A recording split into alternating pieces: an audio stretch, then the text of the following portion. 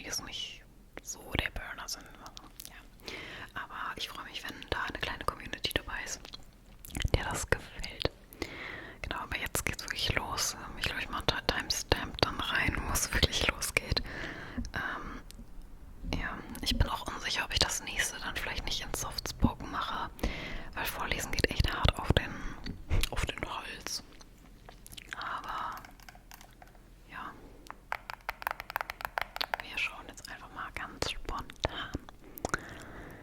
Ja, Forever Young, Zeit deines Lebens. Zeit ist ein Konstrukt, welches in der Kindheit noch unendlich erschien und als Erwachsene Jahr für Jahr begann uns zu entrinnen.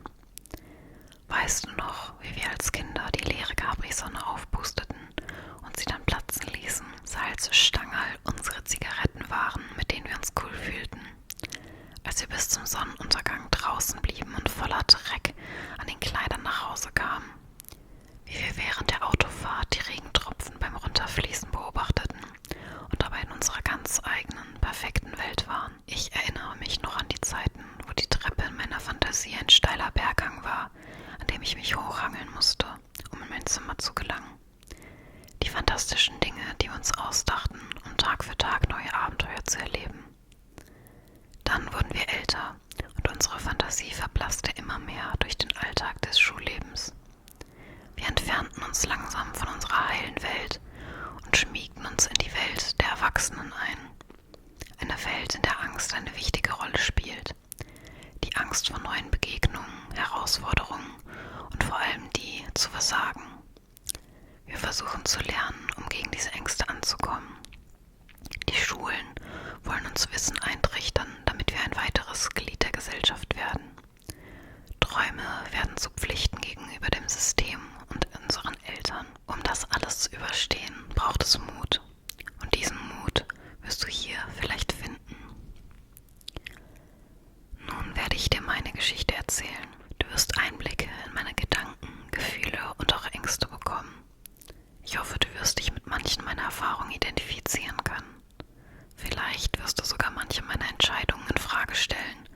Und das ist gut so, denn jeder hat eine individuelle Sicht auf die Welt und die Dinge, die in ihr passieren. Wenn du dich gerade einsam fühlst, während du meine Geschichte liest, so möchte ich, dass du weißt, dass auch ich mich die meiste Zeit während des Schreibens sehr einsam gefühlt habe. Du bist nicht allein. Also denke dir, während du diese Zeilen liest, dass ich hier bin, um dich durch meine Geschichte mit all ihren Facetten und Formen zu führen. Kapitel 1: Eine unvorhersehbare Wendung. Wie in jeder Geschichte sollten wir dort anfangen, wo mein Leben, so wie ich es kannte, eine ganz neue Wendung genommen hatte. Dieser Wendepunkt war, wenn ich mich recht erinnere, an einem Montag. Nicht irgendein Montag. Es war der erste Montag in meinen über alles geliebten Sommerferien. Ich hoffe, du weißt, was das bedeutet. Die Schule war endlich vorbei. Alle Zeugnisnoten konnten gerettet werden und es gab für 2 geschlagene Monate weder Hausübungen noch Schularbeiten. Etwas Schöneres konnte es für den 17-Jährigen nicht geben. Zumindest für mich nicht. Und doch war dieser erste freie Montag kein Tag, an dem ich meine Sommerferien faulenzend genoss. Denn es war der Tag, an dem ich mich an einer neuen Schule bewerben sollte. Jetzt, wo ich so darüber schreibe, kommen langsam ein paar Erinnerungen an diesen Augenblick zurück. Es war gerade 8 Uhr, als meine Mutter in mein Zimmer stürmte und die Vorhänge neben meinem Bett aufriss. Die Lichtstrahlen der Morgensonne drangen durch meine geschlossenen Augenlider und blendeten mich. Doch dies war kein Grund für mich, um aufzustehen. Also nahm ich meine Decke und zog sie mir so weit über den Kopf, bis ich in der umarmenden Dunkelheit weiter schlafen konnte. Doch so wie meine Mutter nun mal war, zeigte sie keine Gnade, riss mir mit einer geschmeidigen Bewegung die Decke vom Körper und sagte mit ruhiger Stimme: »Komm schon, Chris, du weißt, dass wir um 11 dort sein müssen.« Als der Morgenmuffel, der ich nun mal war, erwiderte ich ihren Weckversuch mit einer Bewegung, welche die Kenner den Embryoschlaf nennen. Ich kauerte mich in meinem Bett zusammen, in der Hoffnung, unbemerkt weiter schlafen zu können. Doch ich wusste, dass sie nicht geduldig bleiben würde. Also raffte ich mich auf und wischte mir den Schlaf aus den Augen. Gott, hasste ich es, an diesem Tag aufzustehen. Und das alles für einen Termin an einem Ort, an den kein normaler Teenager gerne hingeht. schulfreien Tag. Doch ich war selbst schuld daran gewesen und die Entscheidung meiner Schule, mich rauszuwerfen, war mehr als gerechtfertigt, auch wenn ich mir immer noch eingestehen muss, dass ich meine Taten keineswegs bereue. Aber kommen wir zurück zur Stelle, wo ich verschlafen im Bett saß und über meine Entscheidungen nachdachte. Meine Mutter war schon wieder unten im Wohnzimmer und machte mir ein Frühstück der Champions, so wie sie es immer nannte, während sie die Lieder aus dem Radio mitsang. Ich stand auf, bewegte mich schlurfend in Richtung Badezimmer, um mir das Gesicht und gleichzeitig die Haare zu waschen, damit meine Locken nicht ganz wie ein Vogelnest aussahen. Dort blickte ich mit langgezogener Miene in den Spiegel und betrachtete meinen verschlafenen Ausdruck. Ich hörte oft von Mädchen, dass Jungs selbstverliebt waren und nicht verstanden, wie hässlich sie sich an manchen Tagen fühlten. Dass wir nicht recht verstehen würden, wie es war, jeden Tag mindestens eine Stunde früher aufzustehen, um sich für die Schule so fertig zu machen, damit sie sich wohl und selbstbewusst fühlten. Ich konnte es verstehen, denn alles, was ich in meinem Spiegelbild sah, war ein 1,80 Meter großer Typ mit einem zerzausten Lockenkopf, einem viel zu dünnen Körper und einem leicht mit Akne gezeichneten Gesicht. An manchen Tagen verabscheute ich mein Aussehen mehr als sonst. Es gab aber auch gute Tage, an denen ich mich weniger hasste, wenn ich in den Spiegel sah. So wie vorhin beschrieben, war mein Aussehen noch vor einem Jahr gewesen. Danach stellte ich meine Essgewohnheiten um, fing an zu trainieren und trank nur noch Zitronenwasser oder Grüntee für meine Haut. Mein Körper wurde muskulöser, meine Haut schöner und mein Selbstbewusstsein größer. Und doch sah ich immer noch den schmalen Typen mit Aknenarben im Gesicht, wenn ich in den Spiegel schaute. Aber ich schweife ab. Nachdem ich meine Haare gewaschen und getrocknet hatte, zog ich mir etwas an und rutschte am Geländer die Stufen ins Wohnzimmer hinunter. Dort erwartete mich bereits meine Mutter mit einem Lächeln auf den Lippen und ihrem Spezialfrühstück in der Hand. Ich setzte mich an den Tisch und prüfte am Handy, ob es irgendetwas Neues auf Social Media gab. Meine Mutter setzte sich mir gegenüber hin und schaute mich mit ihrem richtenden Lehrerblick an, während ihr die Worte „Wolltest du nicht einen Wecker für heute stellen?" über die Lippen kamen. Ich erwiderte lächelnd, dass ich sogar mehrere Wecker gestellt hatte, die in 5 Minuten Abständen hintereinander läuten sollten. Wenn ich jedoch mal in meinem Tiefschlaf war und mir das Aufstehen nicht wichtig vorkam, drehte ich mich einfach wieder um und schlief weiter. Sie schnaufte und widmete sich erneut ihrer Zeitung. Auch sie war nicht gerade glücklich darüber, mit mir so früh aufstehen zu müssen. Denn es war auch ihr erster Ferientag nach einem anstrengenden Semester als Volksschullehrerin. Und ja, ich weiß, wie sich das anhört. Der Junge, der sich seit dem Anfang der Geschichte durchgehend über die Schule und das System aufregt, ist der Sohn einer Lehrerin. Sie war aber eine der wenigen Ausnahmelehrerinnen, die ich liebte und wertschätzte. Denn sie hat es irgendwie geschafft, ihr inneres Kind in diesem Beruf zu behalten und das war gut so.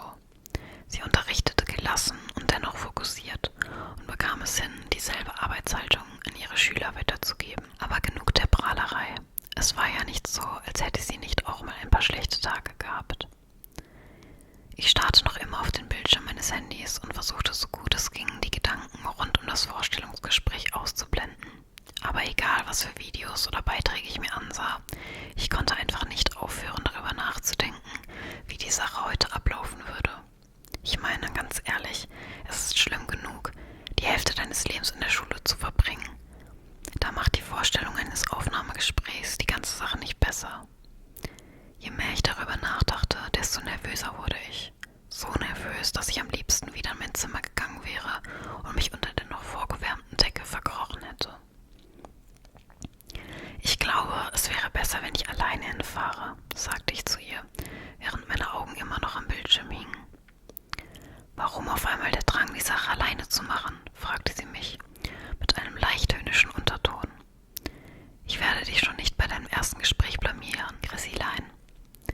Als sie diesen Spitznamen erwähnte, den sie immer benutzte, um mich ein klein wenig zu nerven, hob ich meinen Blick vom Handy und schaute sie vorwurfsvoll an.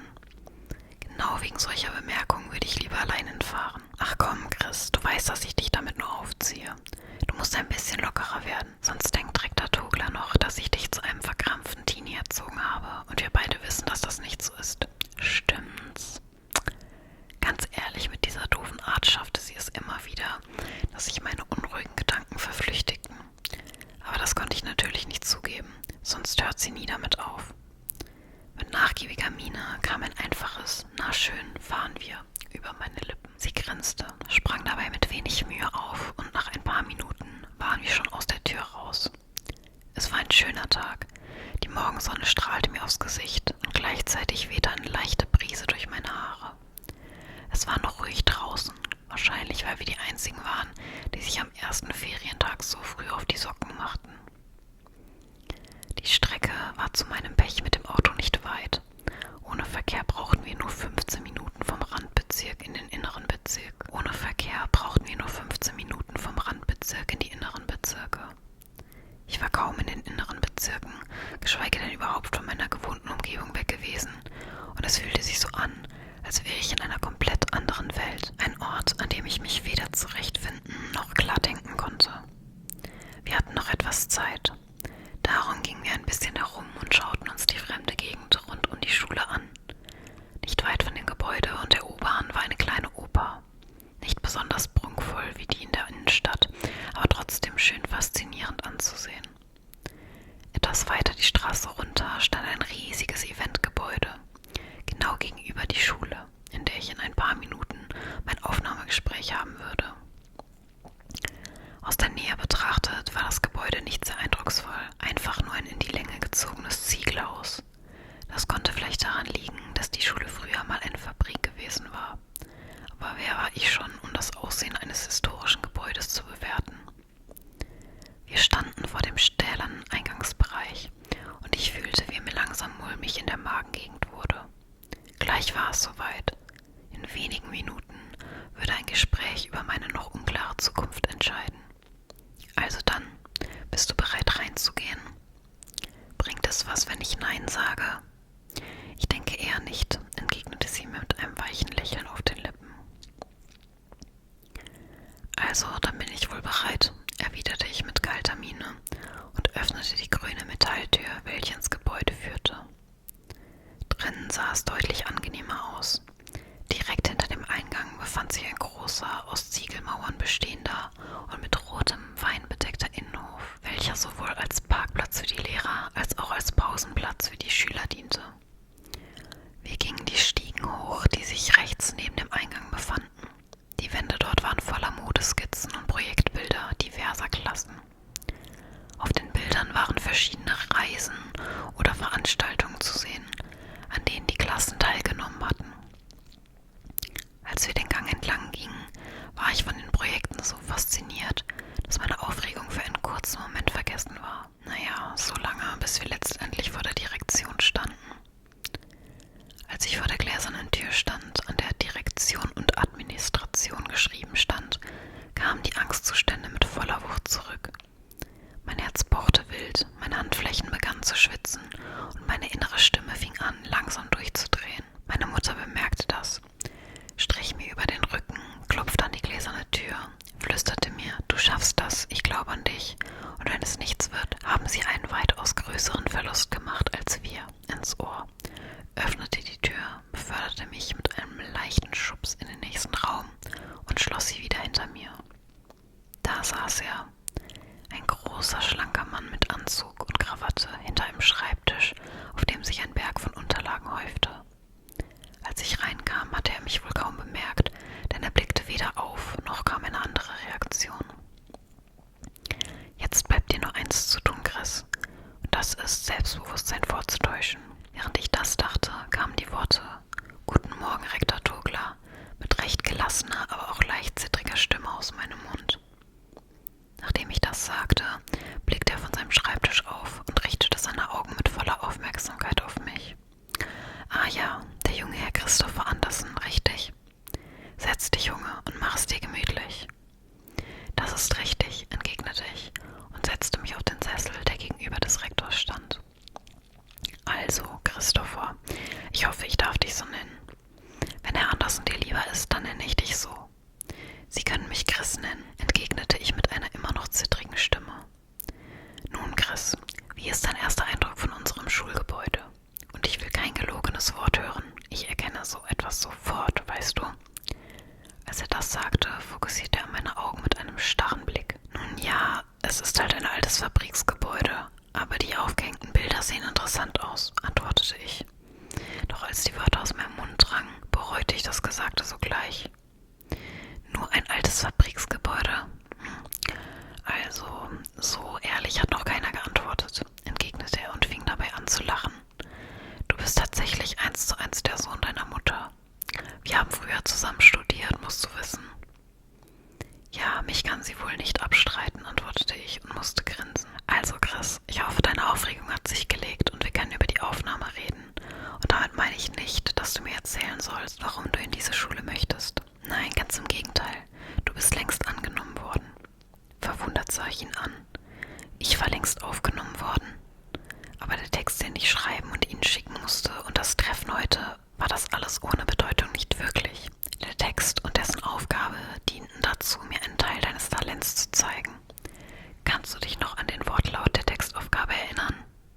überlegte und erwiderte, ich glaube schon. Darin stand, ich solle über ein beliebiges Thema schreiben. Textsorte und Schreibweise waren egal. Korrekt. Diese Aufgabe ist dafür da, die Interessen, Wünsche, aber auch Ängste des jeweiligen Schreibenden wiederzugeben. Sie soll die Schüler zum Denken anregen. Aber du, Christopher Andersen, hast den Spieß umgedreht und das hat mich fasziniert. Als er das erwähnte, stand er auf, nahm einen Zettel in die Hand, bei dem ich vermutete, dass mein Text darauf geschrieben stand, und schaute mich mit funkelnden Augen an. Dieser Text ist nicht da, um das Denken des Schreibenden anzuregen, sondern das des Lesenden, und das ist sowohl sehr kreativ als auch sehr individuell. Bitte erlaube mir, deinen Text vorzulesen, denn egal wie oft ich ihn jetzt schon analysiert habe, bin ich mir noch nicht ganz sicher, wie die richtige Antwort lautet. Er setzte sich auf die Kante seines Tisches und begann, mein niedergeschriebenes Wort vorzulesen. Ich sehe ihn vor mir. Er ist 3 Schritte von mir entfernt. Kein Ausweg, weder nach links noch nach rechts. Der Wind drückt sich in meinen Rücken, sodass ich ihm immer näher komme. Es wird stürmischer. Ich muss nur ein paar Schritte zurückgehen, um ihm zu entkommen. Doch mein Körper fühlt sich starr und schwer an. Je näher ich komme, desto besser kann ich ihn erkennen. Er hat spitze und scharfe Zähne. Er sieht aus wie ein Monster, das seinen Schlund aufreißt und mich mit Haut und Haar verschlingen könnte. Mein Körper wird immer schwerer und es fühlt sich so an, als würde mich eine Kraft in seine Richtung drücken. Jetzt sind es nur noch 2 Schritte. Der Sturm lässt langsam nach. Um mich herum ist es still, nur er ist zu hören.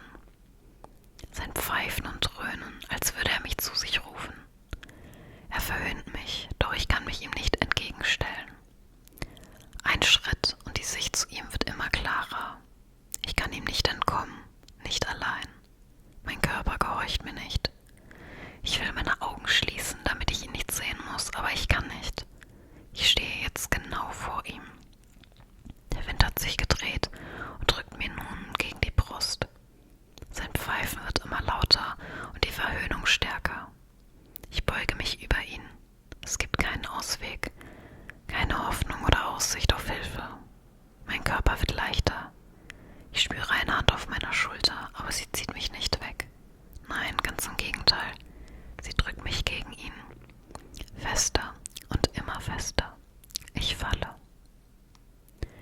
Während er das las, sprang er von der Kante seines Tisches und lief in seinem Büro auf und ab. Ich, der ihn bei seinem nachdenklichen Gang beobachtete, hatte es zu diesem Zeitpunkt nicht verstanden, was gerade passiert. Im Leben hätte ich nicht gedacht, dass eine Person, die mich vorher noch nie gesehen hatte, so von einem von mir geschriebenen Text fasziniert sein konnte. Vor allem, da er meiner Meinung nach nichts Besonderes war. Ich hatte einfach das Erstbeste geschrieben, das mir in den Sinn gekommen war, ohne viel darüber nachzudenken. Als er mit dem Text fertig war, blieb er stehen und schaute zu mir herüber. Bevor du mir erzählst, worum es in deinem Werk spezifisch geht, möchte ich noch ein paar meiner Theorien wiedergeben. Ehe er das tat, ging er zurück an seinen Schreibtisch, nahm seinen Bürostuhl und setzte sich mir gegenüber. Mal sehen. Der Text beschreibt das Gefühl eines Angstzustandes und doch hat die Person, die sich in dieser Situation befindet, keinerlei Gefühle. Nein, ganz im Gegenteil. Sie ist gefühlskalt und beschreibt zeitgleich die Situation ganz genau.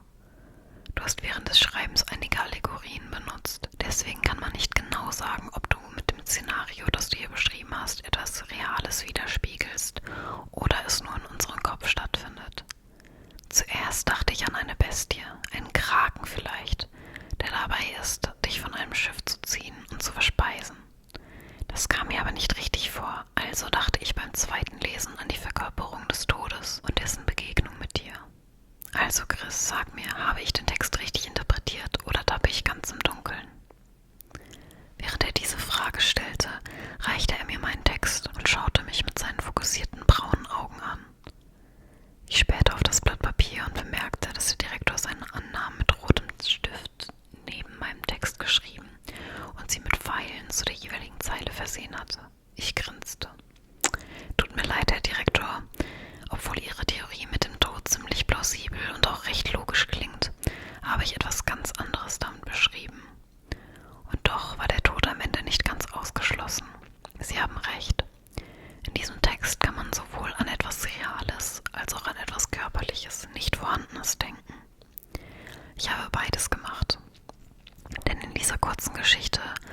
habe ich den physischen wie auch psychischen Abgrund beschrieben. Sein Blick wanderte zwischen mir und dem Zettel in meiner Hand hin und her. Doch als ich mit meiner Erklärung zu dem Thema fertig war, wandte er sich von mir ab, stand auf und ging in Richtung Fenster.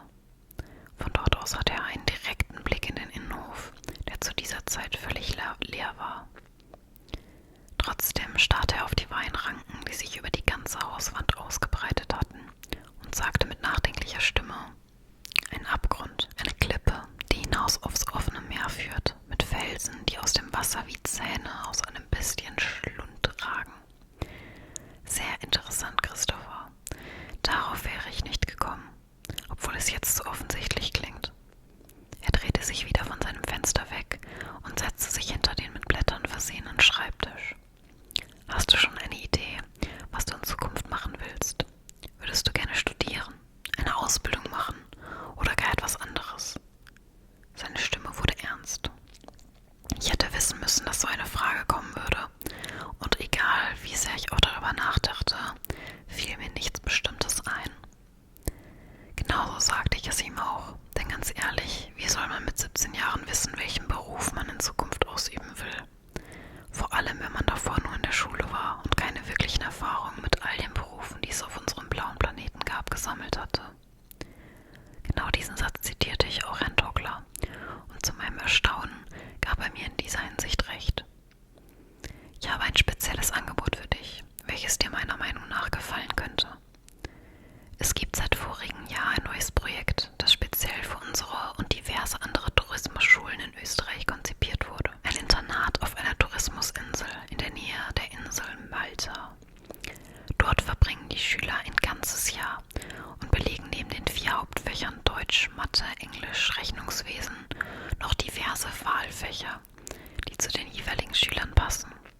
Doch das Hauptziel neben dem positiv bestehenden Matura ist das Lernen der vollkommenen Selbstständigkeit. Neben den Unterrichtszeiten, welche du teilweise selbst bestimmen kannst, gibt es eine praktische Tätigkeit, die geleistet werden muss, um sich das Taschengeld für den Monat zu verdienen. Du kannst den Beruf am Internatsgelände natürlich frei auswählen. Zusätzlich müssen deine Eltern einen kleinen Betrag von 150 € im Monat für diverse Ausflüge beisteuern. Alles andere wird von der Schule und dem Staat finanziert. Das wäre dann auch alles für den Anfang. Und was sagst du, Christopher Andersen? Klingt das nicht perfekt für dich? Alrighty. Wir haben auf jeden Fall noch Material für 1, 2 Videos. Wenn ihr Bock habt, dass ich da weiterlese, schreibt das sehr gerne in die Kommentare. Und ich glaube, Alex würde sich auch so freuen, wenn ihr so vom ersten Eindruck vielleicht eben zu dem Geschriebenen irgendwas schreibt. Fühlt euch da jetzt nicht irgendwie verpflichtet oder so. Ja, ich überlege